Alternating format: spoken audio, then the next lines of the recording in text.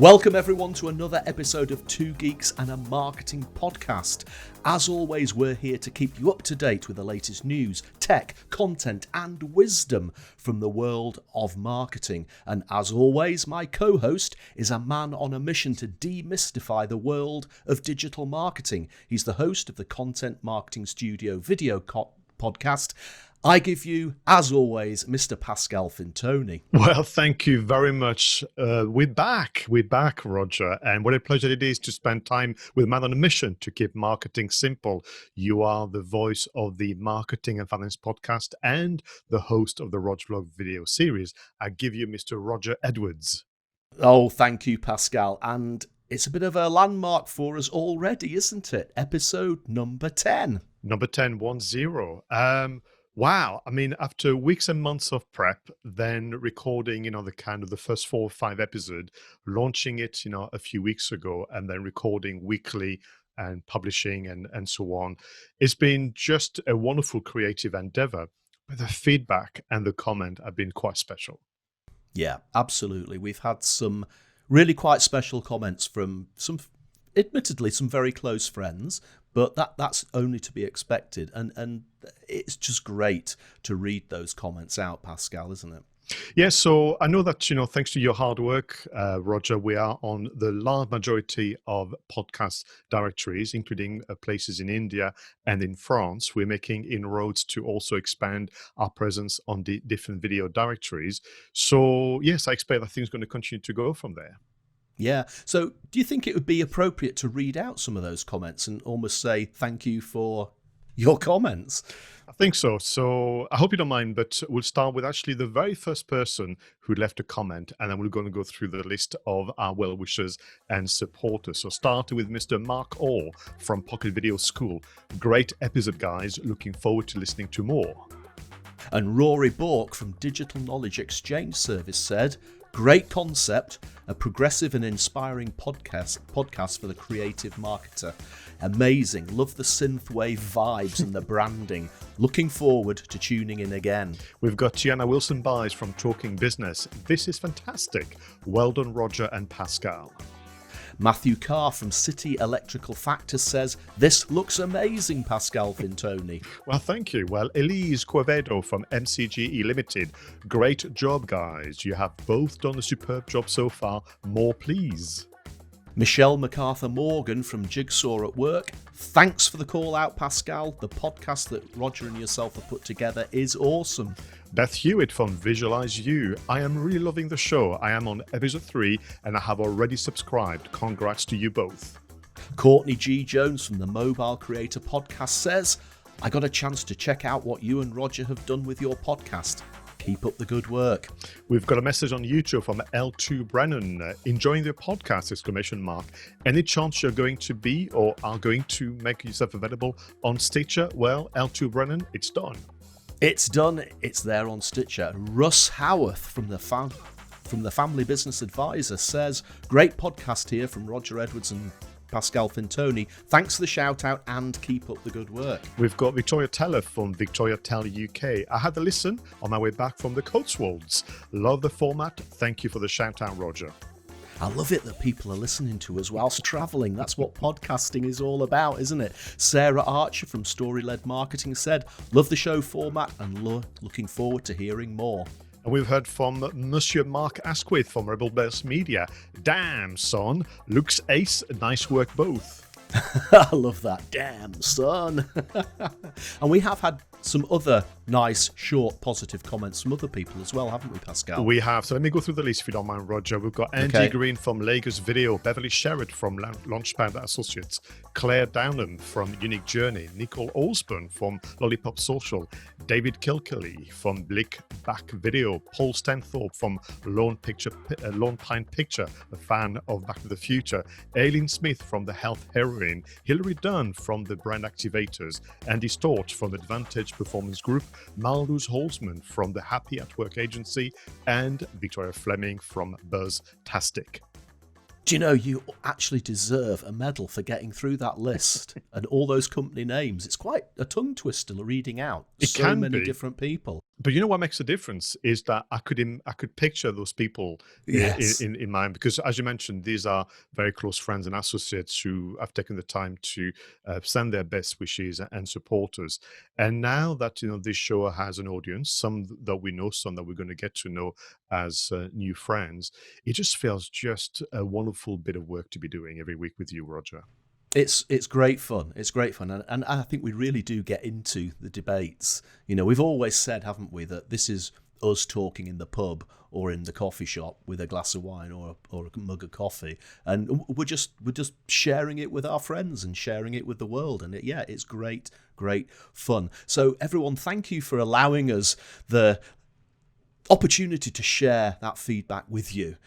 It's been great, but I think we should get back on track now, Pascal, so we'll head straight into the news. So let's begin, Roger, with Asda, who's bringing back the Pocket Tap to promote £100 million in price cuts as it's looking to become the supermarket brand helping shoppers hit by the financial impact of the pandemic. Aldi puts focus on quality with Great British Bake Off sponsorship. The discount supermarket is taking over from Amazon for the 11th series of the Channel 4 Biggest Show. Well, Ben & Jerry's have launched a new podcast show. The series tackles historical aspects of American racism present in national culture, but often overlooked. Walmart teams up with Microsoft on a TikTok bid, eyeing e-commerce advertising opportunities. If it takes place, the deal could seriously shake up the digital media sector, as Walmart will gain access to a powerful wedge against its rivals like Amazon. And Starbucks, the famous chain of coffee shops, has launched a rewards loyalty scheme to offer a more personalized and contactless retail experience. This is in response of growing consumers' needs. Facebook begins its search for a new CMO. They want an innovative storyteller for this job. Facebook's next CMO faces ongoing challenges around reputation and trust, while at the same time being tasked with building the brand. That's a massive job. Well, following the new Marks & Spencer's and Ocado partnership, Waitrose is also looking into the future of convenience with a Deliveroo tie-up, which will offer a 30-minute delivery service to 500,000 customers. And finally, Pascal, LinkedIn rolled out new features for Pages on Wednesday to help companies promote their events, learn more about their followers, and facilitate communication amongst employees directly on the platform.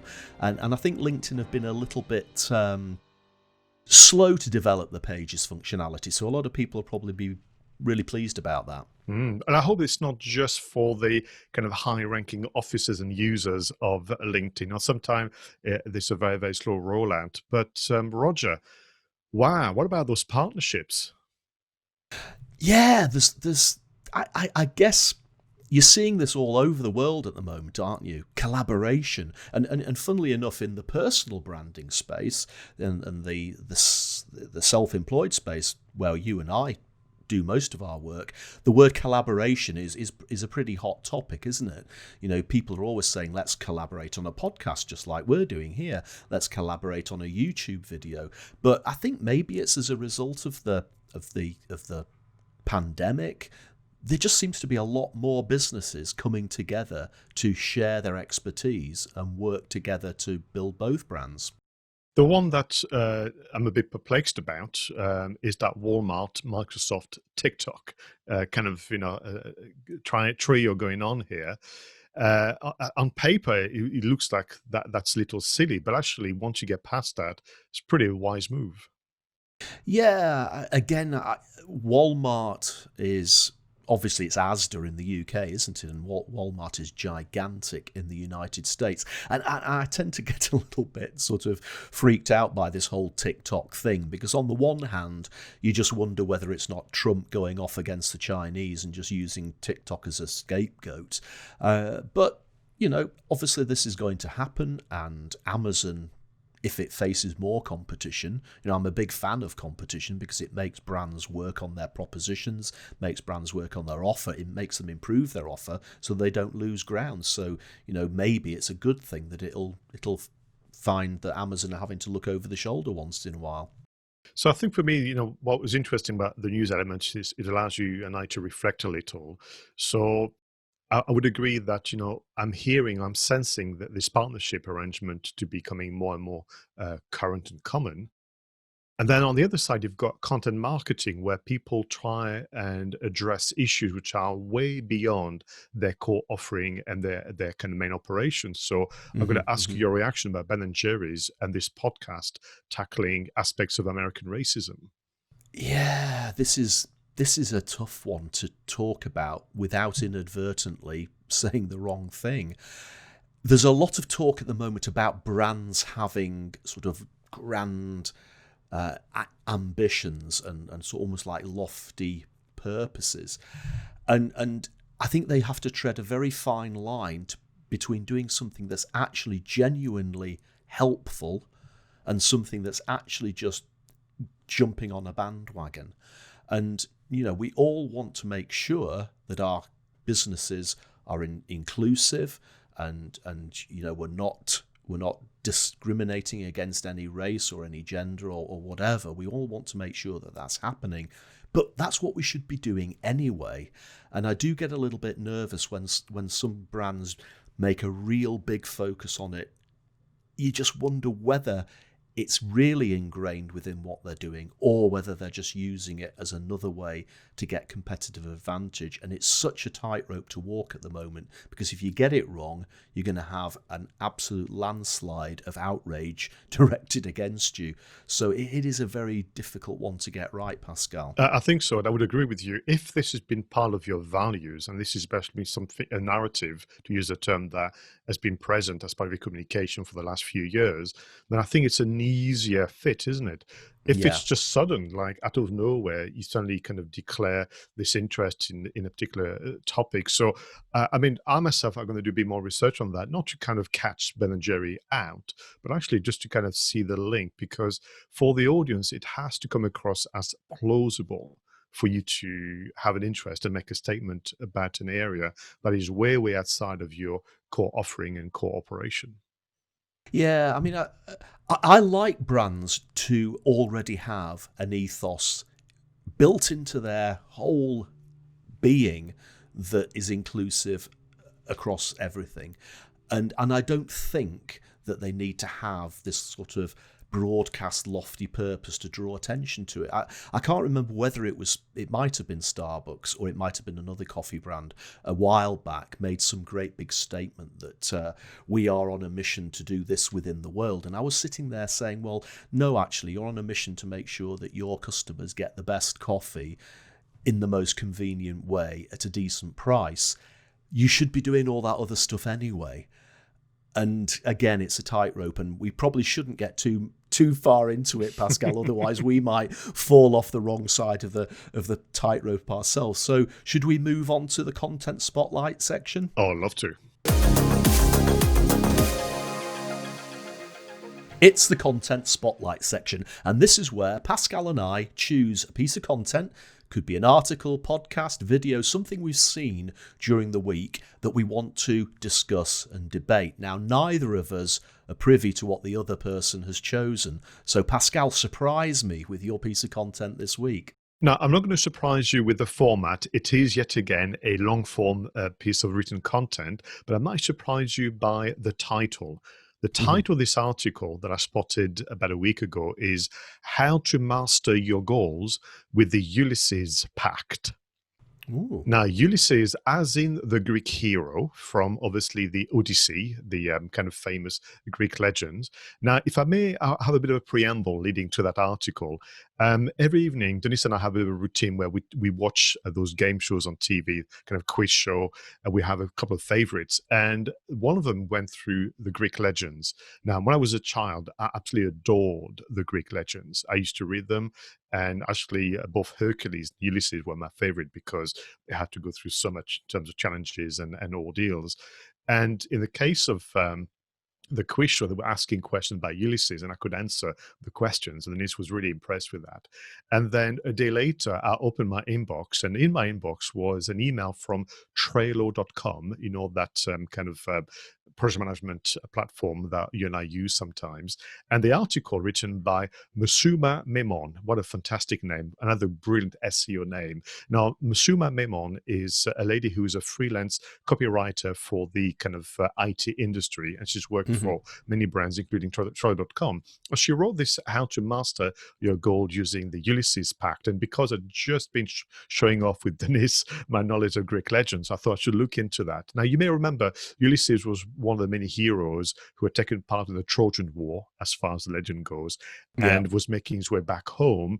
They were driven, of course, by storms, natural or maybe from the gods, who were upset about, what happened in Troy, and then spent time making their way back home, facing many challenges and monsters. And one of those monsters were the famous sirens. The mermaids. If you remember, the legends go as far as if you were to hear the bewitching songs and lamentations of the sirens, you'd be forced to veer off course and crash your ship onto the shallow waters, or indeed dive into the water and drown. Now, Ulysses then did a pact with his sea mates, whereby he would be tied to the mast.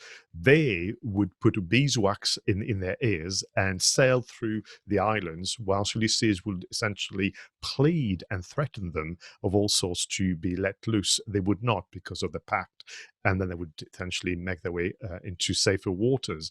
Now, what obviously Musuma is suggesting is that we're not going to tie ourselves to a mast to try and obviously make our way through our goals. But what she's saying is that in business, we have our own version of the sirens called self-doubt, the imposter syndrome, and the most evil of all sirens, procrastination.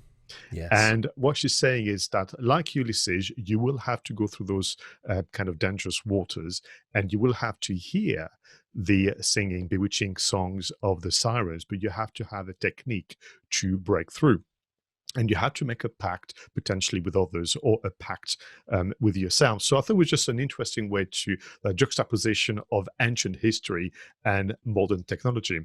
Now, what she's saying is that we, all of us, have plans and business goals that are languishing into our to-do list, which I thought was actually so relevant, particularly now where we've been stuck indoors a lot, Roger. And I know about you, but I've been guilty of making lots of plans. Some of them are not particularly wise in terms of, how complex they were and so on. But the other thing that she's saying is that one should not feel bad in terms of hearing and sometimes listening to the sirens of procrastination, because it's a very natural and normal behavior for people. And the reason for that is as follows, is that typically we are happy to undertake an activity if we see a reasonably swift reward, which is why many of us have had to sometime take a plan and put it into smaller bite-sized bits of activities, because at the end of completing an activity, there's the sense of achievement and the sense of reward. So using again the analogy of Ulysses and the pact, you have to find a way to create a situation, a circumstance that supports you in achieving your goals. So like Ulysses, you have to potentially get support from others and so on. So a couple of things you can do according to the article. And again, I would encourage you to read it, because she goes into so much more depth about the psychology of putting things off and so on. You could perhaps publicly announce your plans.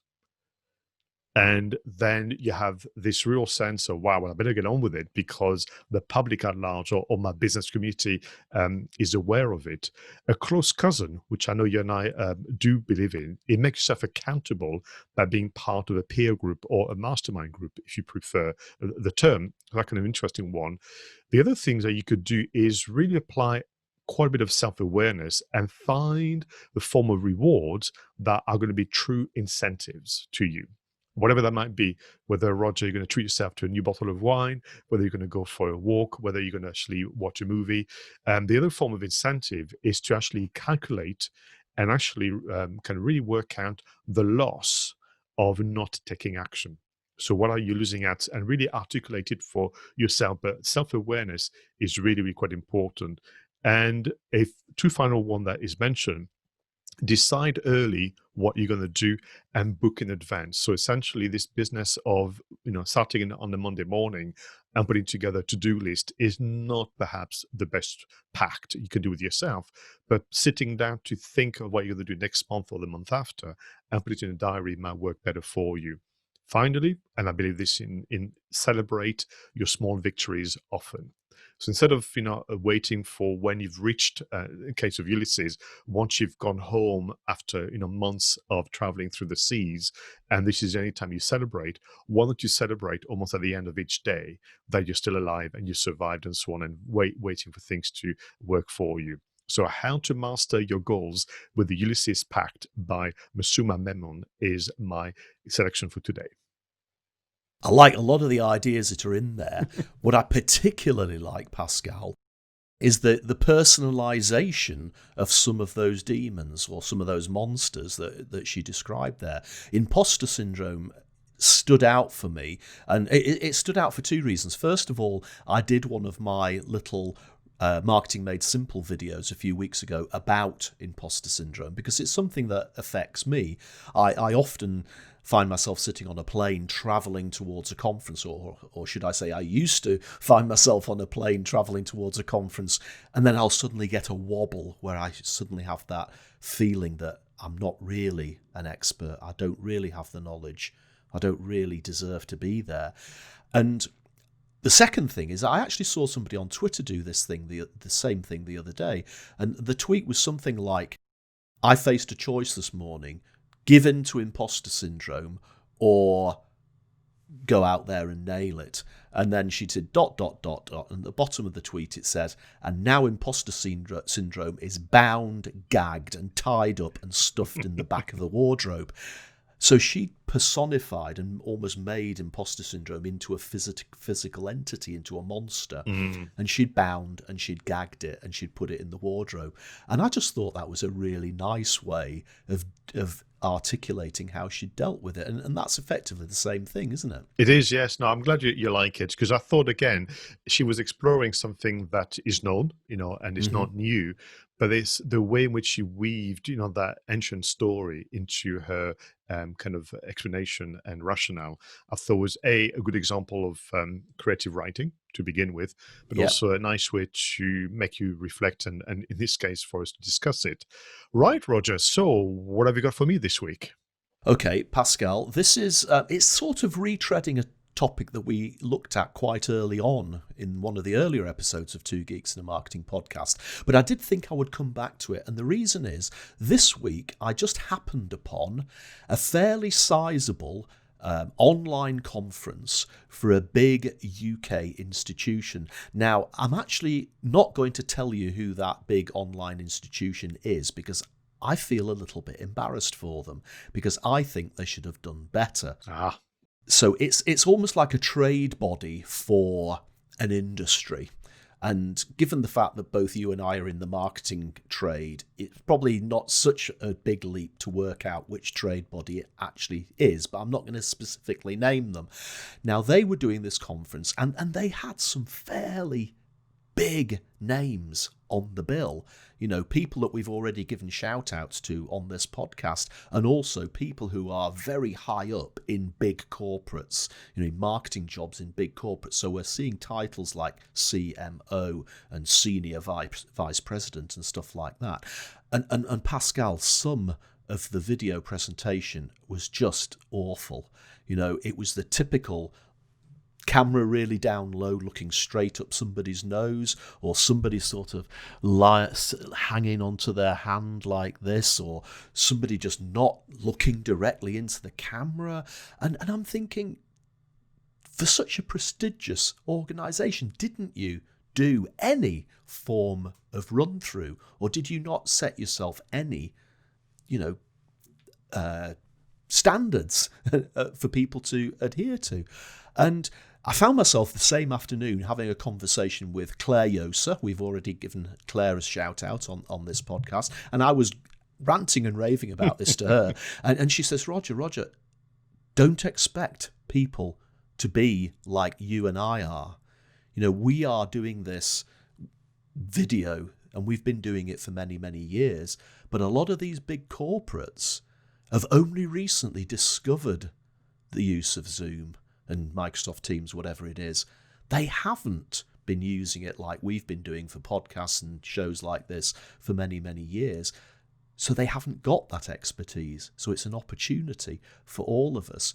And then I came across this article, which is what I want to... Sorry, that was such a long introduction, wasn't it? But it's basically written by the people at Zoom. Right. And it's probably written more from the point of view of somebody who's going for a job interview using Zoom. But I thought some of these tips were really actually as relevant for a job interview and as relevant for anything, presentation, whatever it might be. And some of them are a little bit fun, so I thought it'd be interesting. There's only 4 of them. I'll go through them very quickly. The first one is too much fidgeting and peeking at your phone. So, I could do this. I could be looking down here or looking over there, and it's just distracting, isn't it? It's annoying. But people are doing this, and they're doing it in presentations. It's really, really, really distracting for the audience. The second one, and again, I admit this is really difficult. Up and down eye movements across the computer screen.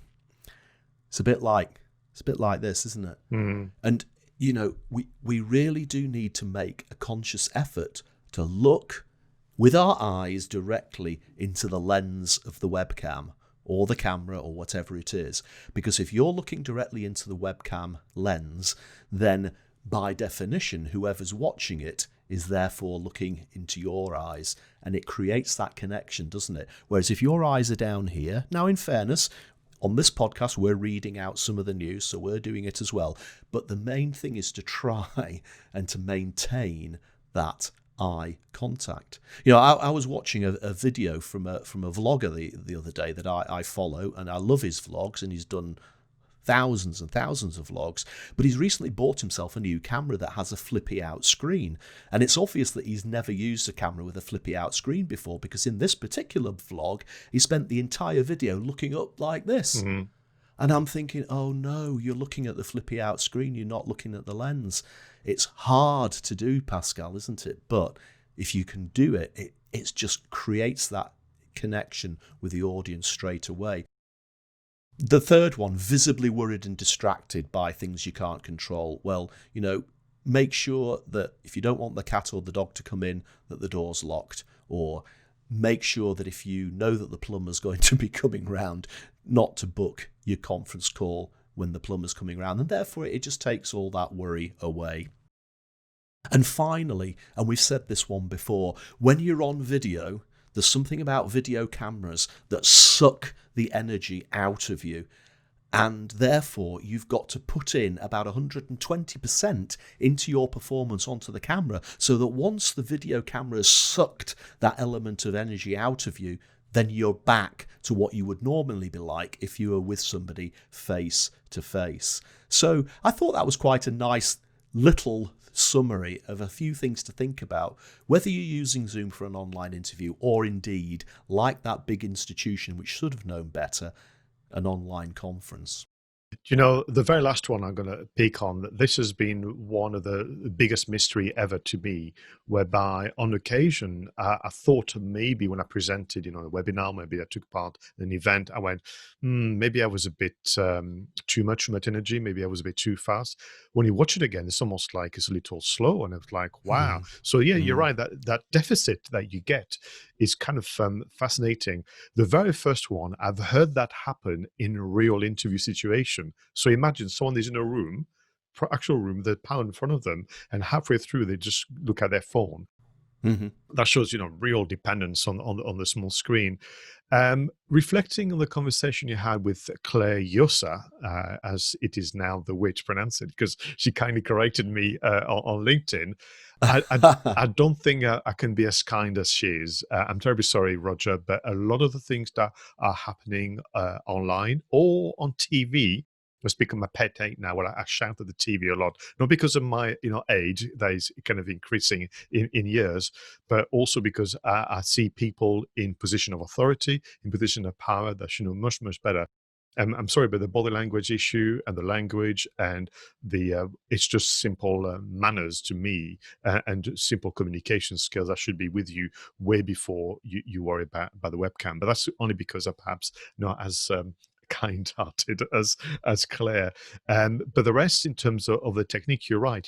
It's to do with the device.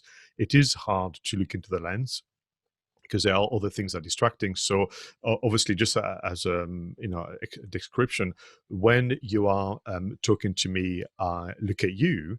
But then when I'm addressing you, I look back at the lens. And it's something that takes a lot of practice. And everybody's going to have good days and bad days. But the one thing that I do if I'm doing webinars, for example, and sometimes I have like a view window of the attendees. On Zoom, you can do that, Roger. You can actually drag it and put it just below the webcams. Actually, even though you're looking at them, you end up, the eyes in the right direction. You're right. I don't think we can repeat and remind the techniques often enough, because this is a new way of operating.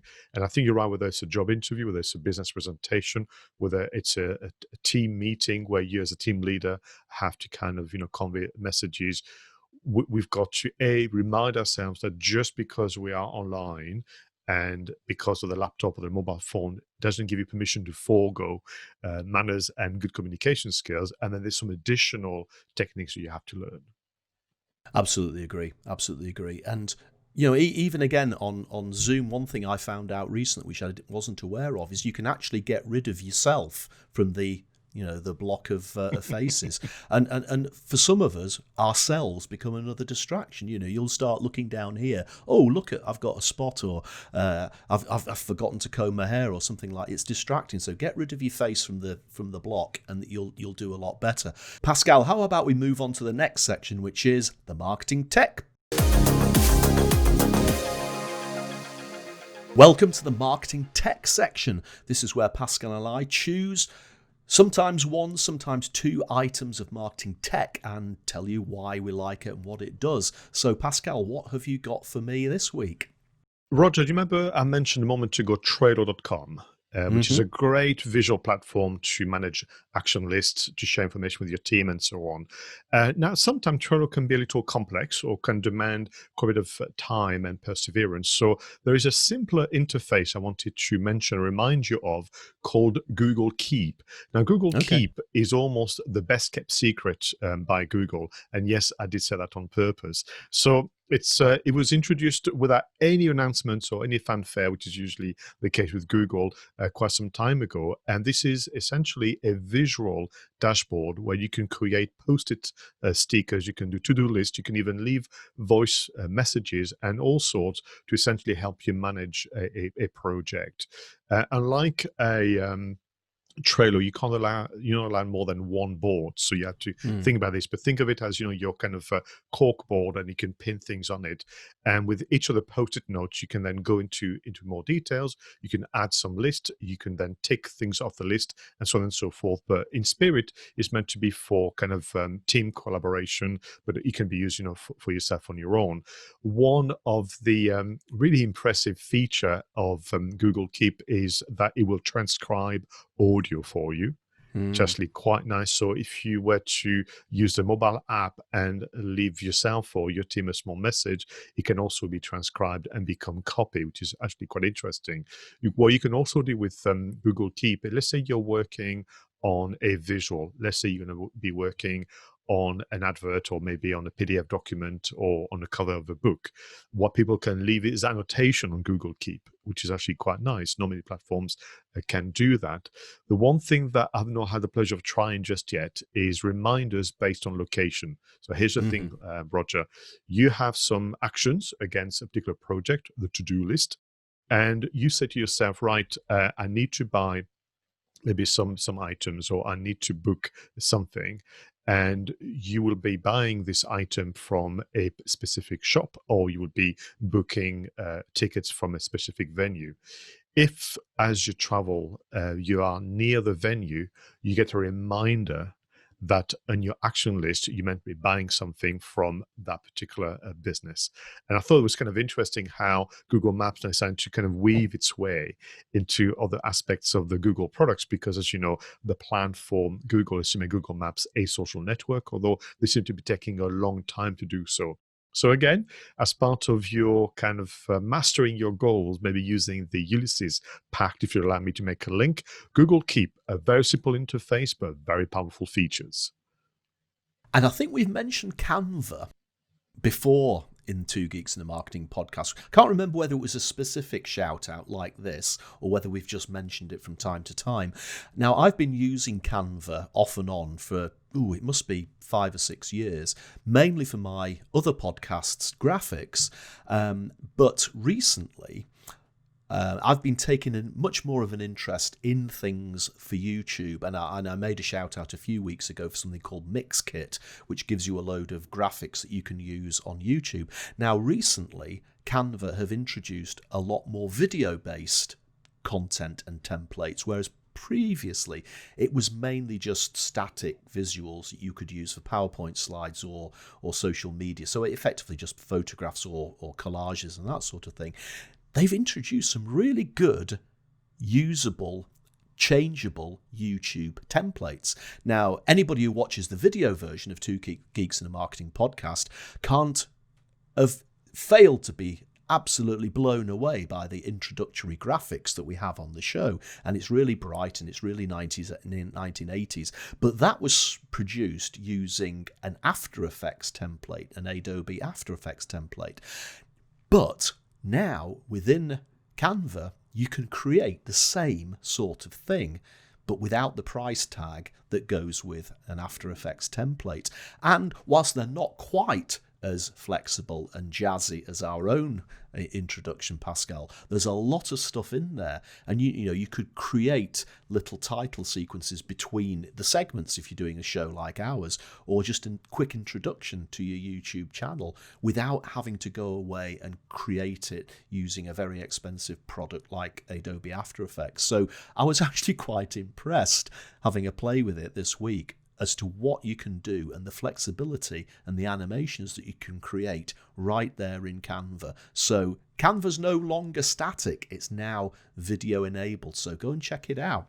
That is incredible news, Roger. I mean, Canva's become the ultimate virtual assistant, and if you work alongside a graphic designer, as you and I do, then really it's just really quite impressive what you can achieve. Yeah, I mean, I know that a lot of people slate Canva a bit. You can tell when somebody's using Canva. But again, you don't want to look the same as everybody else. But if you take one of their templates, the good thing is it saves you time, saves you a bit of money, but make sure you tweak it so that you put your own stamp on it so that it doesn't look exactly the same as it might do on somebody else's, but make it your own. And honestly, there's a lot of really good stuff in there. So Pascal, shall we go back in time? This week in history. So Pascal, we fired up the DeLorean, we flicked the switches on the TARDIS, and we're spinning the wheel on the time machine. We're heading back in time. So tell me, what happened this week in history? I'll begin with 1937. J.R.R. Tolkien's The Hobbit is published with a print run of 1,500 copies, which is sold out by December. In 1957, Nevada is the test site for the first ever underground nuclear explosion, just 65 miles north of Las Vegas. A 1.7 kiloton nuclear weapon produced no radioactive fallout. Well, I hope so. In 1954, the first successful Fortran program runs. Now, Fortran, which is an acronym for Formula Translator, was invented by IBM for engineering and scientific applications. In 1963, The Outer Limits premieres on ABC TV. It ran for 2 years only and was revived in 1995 until its final cancellation in 2002 by the Sci-Fi Channel. 1986, a decisive victory for computer designers. A federal judge ruled that code used to run computers and other electronics devices could be copyrighted like printed material.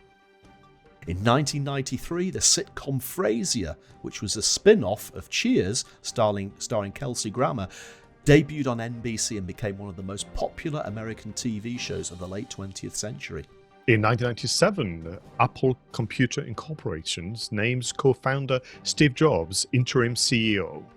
Interim CEO. Well, we know where that ended up, don't we? In 2008, Google and T-Mobile introduced the T-Mobile G1, the world's first Android-based smartphone. Today, Android is the world's most popular smartphone platform.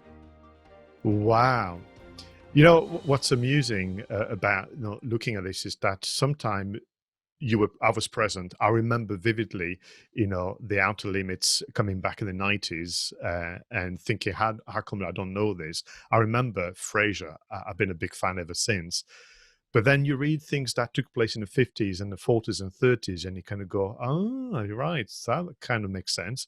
I have to tell you, Roger, I'm pleased I didn't live near Las Vegas in the 50s. 65 miles doesn't feel like far enough. Do you know, I can see in my head Harrison Ford in the last Indiana Jones film getting into that fridge as the nuclear explosion goes off and then getting thrown into the air about 10,000 feet and smashing into the side of a mountain and then just getting out and just casually dusting himself down. But yeah, absolutely, it's a scarily close to Las Vegas. And Outer Limits, again, before I was born, but obviously I've seen it on repeat. And what was the Outer? I always get confused between the Outer Limits and there was something else which was very similar. Was the Outer Limits the one where a very young William Shatner was sat on a plane and he's looking out the window and there's some sort of demon sat on the wing pulling wires out of the engine?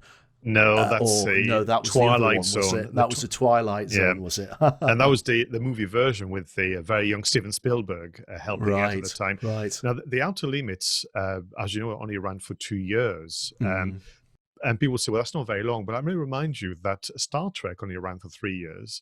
And absolutely. I think in the 60s, studios made some very, very poor decisions sometimes. I think this is probably a discussion we can have on a future episode of Two Geeks, but I do sometimes wonder whether the expectation today that series will run for 6, 7, 8, however many series is actually possibly a problem. Back then, 3 series of Star Trek was pretty good, and the best quality episodes of Star Trek, the original series, were the second series and the front end of the third series, and then it really did start to suffer from some creative problems. And I do wonder that sometime these days, unless you've got a story arc which is already written to support 7 or 8 series, like say Game of Thrones, I just do wonder whether some of these series where they dig themselves out of the hole at the end of one series and then almost like reboot it, and you almost think, are these the same characters doing the same or being driven by the same purpose as we had last season? I think sometimes it would actually be quite nice for a series only to last 2 seasons or 3 seasons and therefore be absolutely astonishing quality, rather than that sort of, do you know what, I don't know whether I want to watch another series of that. You're right. I mean, I would say that Frasier is probably the exception. As I mentioned, I'm a big fan. I've got a DVD box set, and I think every other year we might watch it again because it's just exquisite. I think it's just superbly written and acted. Interestingly, a year later, another very famous series, Friends, started. And well, we know what that is. I mean, to this day, I'm told that Friends is still the most watched TV series on both cable and satellite. And you mentioned quiz shows earlier on. I was watching a quiz show this week, and the question was, which of these American sitcoms lasted the longest? And Cheers, Frasier, Friends, and I think Seinfeld was on there as well. That's right. And I guessed Seinfeld, and of course, the answer was Frasier. Pascal, shall we move on to this week's creator shout-outs? And this is the section where we shout out content created by people within our network or maybe slightly outside our network, celebrating their awesome pieces of work. So, Pascal, who have you got in the frame this week? So my content creator this week, Roger, is a lady called Beth Hewitt. Now, Beth Hewitt is the director of Visualize You. Now, I've known Beth for some years, and I knew her, or I've known her as a blogger. She was an exceptional creative writer. I was always impressed. As you know, writing isn't my favorite form of expression, and I was always impressed how she could come up with things to say, creative titles, very intriguing content, and so on. But just recently, she launched a podcast, and you know I'm a big fan of new beginnings. So the podcast is called the Visualize You podcast and is currently available on a platform that would be familiar to you called captivate.fm. Mm-hmm. And what she's done really as part of the podcast is applying content marketing techniques and rules that you and I respect and really appreciate. And the premise of her business, as well as the podcast, is to help people visualize and start a business which is more in line with their true calling and their true skill set. So it's kind of, the convergence again of passion, performance, and so on. And what she's looking to do is through obviously her services, but also through the podcast, where she can do solo recordings as well as having guests, is to help you kind of adopt skills and mindsets to help you package, promote, and profit from your career and life experiences. What she's saying is that when you create a business that is essentially born out of your true talent, you have a much happier experience as a business owner. And as a result, of course, your customers are receiving a better service, but you still need to kind of get your head around the packaging of those of your skill set and experiences. Then you have to find ways to promote it. And of course, you need to make sure that you charge for your service correctly. Through the podcast, she's going to essentially investigate how that can be done and share that with her audience. That sounds really interesting, Pascal. Definitely. Now, I tell a story in my presentations. Now, you know that I'm obsessed with keeping things simple and simple language and simple products and simple marketing plans.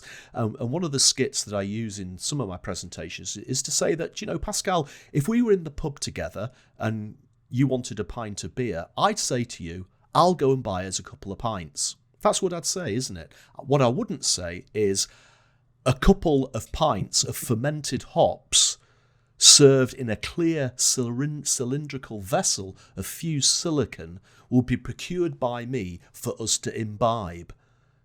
You'd look at me as if I was a complete muppet. Although we should put this to the test one day, though, Roger. We should put it to the test one day. Now, that always gets a bit of a laugh in the presentation. And I noticed an article today written by an old friend of mine, a lady called Faith Liversedge. Now, Faith used to work in the marketing team with me back in the old Royal London days, in the bright grey days. And she's written this article. It's on LinkedIn and it's called Imprisoned in a Short Crust Pastry. So I had a look at that, and it's a bit of a light-hearted article, but it sort of made me laugh because it's sort of giving a slight little dig at the same sort of thing that I was mentioning with the I'll go and buy us a couple of pints, and it's how some industries almost embellish their products using flowery language and verbose language, and nowhere is this more endemic than within the restaurant industry. So, for example, what would you say were pan-fried breaded goujons of cod nestling on top a sumptuous bed of creamy dill mash? Fish fingers and mash. That's what it is, isn't it? Mm-hmm. And there's a lot of this goes on in some industries. You find it in wine as well. They're talking about notes of vanilla and cork and oak and all of this sort of thing. And it sort of makes you laugh, but it is part of the brands of a lot of companies. And Faith's written this really funny article. It's a really short article. You'll be able to read it in less than 5 minutes, but it's going to make you laugh.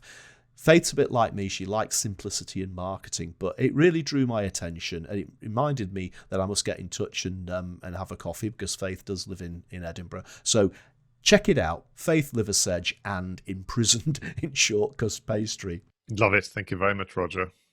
Okay, Pascal, best part of the show. Shall we move on to film marketing? It's the film marketing section. This is where Pascal and I discuss a film, could be an old film, could be a new film about to be released, and we look at how that film was or is being marketed and the lessons that we can learn as marketers for our own marketing campaigns.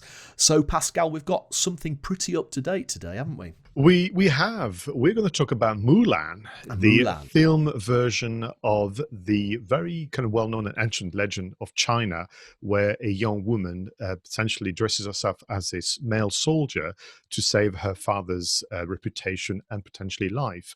And this is known to international audience because there was a 1998 animated cartoon, if you will, Roger, that was done by Disney themselves. So Mulan, the film, is a Disney production. And we've done it again, Roger. It so happens that the day of recording this podcast is the day of the release of Mulan on Disney+. We've done almost something similar with Tenet. And the reason why I'm bringing those two films together is that Tenet was the first kind of blockbuster film, Roger, that was released at the theaters. Yeah. Mulan actually is the opposite, which is the first kind of major blockbuster to be released via streaming only, Disney Plus primarily. Let me take you back to what has happened to this film, like all the others impacted upon by the pandemic. Now, the film was originally scheduled to be released, would you believe, last year. So in 2019, I mean that. So, and it was pushed by reasons where it was clashing with other titles.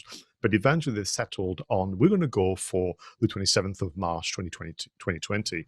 Of course, the pandemic happened. They said, well, don't worry then, we're going to go for July 24th. All will be well by then. Now, don't worry, we're going to go for 21st of August. All will be well by then. And then eventually they decided to cancel all attempt to release the movie through the theaters. And instead, they're going to go for what they called, streaming only.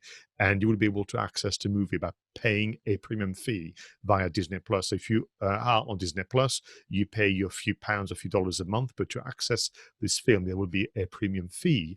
So, Roger, this is the first movie to do so. And again, I think people are going to be watching it very, very carefully to see whether or not this is worthy of, their own production, their own film to be kind of dealt in that manner. Yeah, we've said this before, Pascal, haven't we? That COVID has changed everything. And, on the one hand, you've got the pressure from the government now saying people have got to get back to work. People have got to get back to work. And I don't know whether you can assume that everything has to go back to the way it was before. A lot of companies have worked out that they can save a fortune by having people working from home. And maybe instead of forcing people back into city centres so that coffee shops and restaurants and all of that infrastructure that used to support the worker is okay, maybe you just have to move on and say, no, things have changed. And the same with cinemas. Now, before COVID, yes, I would be first in line for a new Bond film, first in line for a film like Tenet, first in line for a film like Mulan. But now things have changed. And I don't know whether I want to go to the cinema straight away to see a film. But on the other side of the coin, I don't know whether I want to wait 6 months for it to come out on Blu-ray or DVD. So I think that what they've done here is actually good. It's giving you the choice to pay a little bit more. Now, their fee for watching it is $29.99, isn't it? And I mean, that's fine. If I go to the cinema, if I go to the Odeon in Edinburgh, the one that I go to, I usually pay for the slightly bigger seats, the premiere seats. And I think they're about £15 each, those tickets, maybe £16. On top of that, I'll probably buy a coffee. And so I would be happy to pay that sort of price to watch a newly released blockbuster in the privacy of my own home. And I could argue that actually it's a more pleasant experience, because sometimes you go to the cinema these days and by the time somebody's got a bucket of popcorn or somebody else is crunching away on nachos and dribbling cheese all over the floor or eating a gigantic stinky hot dog, you do sometimes wonder whether you actually would be better off at home. But you can't expect a big studio to be happy to just let you pay $5.99 for the entire family to watch a new blockbuster. I think we should expect to pay the sort of price you would expect to be charged at a cinema. But I hope this actually works, because I have a bit of a fear, Pascal. Yesterday I saw the new trailer for Bond 25. It's utterly amazing, loved it, and they're now saying that it's going to be released on the 14th of November, I think. I'm just sitting there thinking, I'm not sure that actually we're going to be still going to the cinema on the 14th of November. And I don't want them to delay it again. So please, if there is that possibility, I'll pay 35 quid to watch Bond 25. So fingers crossed that this works for Mulan, works for Disney+. Yeah, so before we move on to the marketing element, there's I came across an article online, Roger, from a chap called Gene Del Vecchio. He's a entertainment consultant working in Hollywood, and what he was saying is that this may sound like a maverick move from Disney Plus or Disney, the production company, but actually the numbers do stack up. What he was saying is that they don't need a very high percentage of current subscribers to Disney Plus to make actually enough money for this to be worth their while. Interestingly, Tenet and Mulan had very similar budgets. I think just over the $200 million, which I think, Yeah. that's a small budget. But so I think what's going to be fascinating is to compare, obviously, who's winning here. I'm told that in Europe, primarily, not in the US, Tenet has done reasonably well at the theaters, reasonably well, bear in mind current circumstance. It'll be fascinating to see what Mulan's going to do online. But what the chap was saying, Gene Del Vecchio, is that they have an audience, and I've not seen much in terms of advertising right now. I think what is interesting is that the marketing was obviously taking place with the hope of the theatrical release. And I'm wondering whether, back to my earlier comments, I think it was actually episode 1, if I'm not mistaken, on Disney Plus, they're going to go, well, we have subscribers. All they need is a newsletter, an announcement, and we'll do that. The tricky part for me in terms of marketing Mulan is that it is a legend. It is known to the international audience because of the animation. But the real challenge is that, of course, it is a Chinese film, albeit it has an international production kind of might behind it, and it has, I believe, a New Zealand director. Forgive me, Roger, based in New Zealand. But the cast, unless you are like me, a fan of Hong Kong movies and Asian action cinema, you won't know many of them. So yes, you have Louis Yefei, that is Mulan, which is known to some of us because of other action films and drama she's done in China. You've got Donnie Yen, which may not need as much introduction. People may remember him from Rogue One and all the international movies, but primarily, again, he's been very busy in China and Hong Kong. Jet Li might be the best known kind of actor there because of the Expendables and other movies that he's done internationally. I'm thinking of The One, I'm thinking of Kiss the Dragon and that kind of things. Jason Scott Lee, I think, is in there as well to kind of try and seduce the American audience. Jason Scott Lee is best known for playing Bruce Lee in Dragon, the Bruce Lee story. Yeah. And then you've got minis that, again, I'm familiar with, Roger, because with my friend Chris Ducker, we spent far too many years of our lives watching Hong Kong movies. You've got Sima, who plays the father. You've got Chang Pei Pei, who actually was the villainess in Crouching Tiger, Hidden Dragon, and many other names out there from the small and big screen of Chinese movie industry, but not necessarily known internationally. So they've had to find different ways to market it. And so far what they've done is they had the teaser trailers, they had the teaser posters, they had obviously some of the action scene presented actually just before the Rise of Skywalker, like it really did at the same time. What they did, which was interesting, Roger, I might get your reaction on that, is in addition to what you would expect movies to do, they also released a prequel novel. So there's a book out there called Mulan Before the Sword, a novel that was released actually in February 2020 to kind of, again, whet the appetite of the fans. So again, in terms of marketing, it's kind of okay, but for a movie that could risk actually being passed, on by the international audience, I would have thought they would have done a bit more than that. Yeah, the book thing's very interesting. I mean, I love books. I still like to have a properly printed book in my hand. I would imagine that the majority of people who read this, if they read the prequel at all, will probably be reading it on a Kindle or something like that. So it does seem to me to be a bit of a strange way to market a film, especially a film that isn't mainstream, and especially a film that doesn't have actors that the majority of people are going to be aware of. So yeah, you're absolutely right. Is the marketing of this film to the existing subscribers of Disney Plus going to be enough to get enough people to pay the extra $29 to watch it as it premieres, in order to convince the other studios that it's a good route to take their own, maybe even more prestigious blockbusters straight into the home cinema? Now, it's interesting, and time will tell. I mean, obviously, today is the day of the official release. And yes, the trailer looks amazing. I know that, it's going to be a fantastic story to watch. It's going to be a proper family show. But you're back to that. We said that this time of year would be very crowded when it comes to movies, whether the theater or streaming and so on.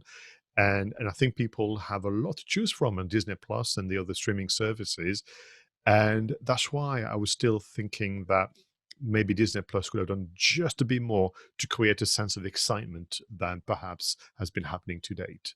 Can I watch this film if I don't subscribe to Disney Plus? Can I pay the $29 as a one-off, or do I actually have to take out a subscription to Disney Plus and pay the $29? I think it's going to be the latter.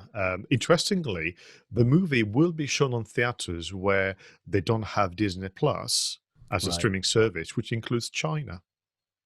That's interesting. You see, again, maybe they're missing a trick there. You see, I would pay $32 to watch it without having to have the subscription to Disney Plus. Now, I suppose technically I could subscribe to Disney Plus, which is $5.99 for a month. I could subscribe for a month, pay the $29 to watch Mulan, and then cancel the subscription. But why make it complicated for me? Why not just let me pay $32 to watch Mulan and have done with it? But I think for me, it's also all those missed opportunities that we've explored before. So, for example, why don't I actually go on Disney Plus for the first time ever, pay to watch Mulan, and I'm given 3 months free, and then I can then choose to renew? Why don't I actually go on the Mulan official website and have lots of freebies to download? Why don't I actually get a free copy of the book? Try and find ways again to work it out. And maybe, forgive me, Roger, they have done so, but it's been so discreet that it's not making a ripple out there. It's not in the headlines. It's not being covered by any of the movies and marketing books that I consult. Absolutely. Well, let's keep our fingers crossed that it works, because I think both of us would quite like to see more of this in-home release. And as I said before, I hope that it ends up happening with Bond 25 if there's potentially another delay caused by the pandemic. So yeah, let's be charitable and keep our fingers crossed and hope that it's a massive, massive success. Well, Pascal, episode 10 draws to a conclusion. Lots of great content to talk through today. I've really, really enjoyed it. Everybody, thank you so much for watching or listening to Two Geeks and a Marketing Podcast. As always, please subscribe, leave comments and suggestions in the usual places that you consume your podcasts. Until next time, go out there and make sure your marketing is done right. I was Roger Edwards and he was Pascal Fintoni.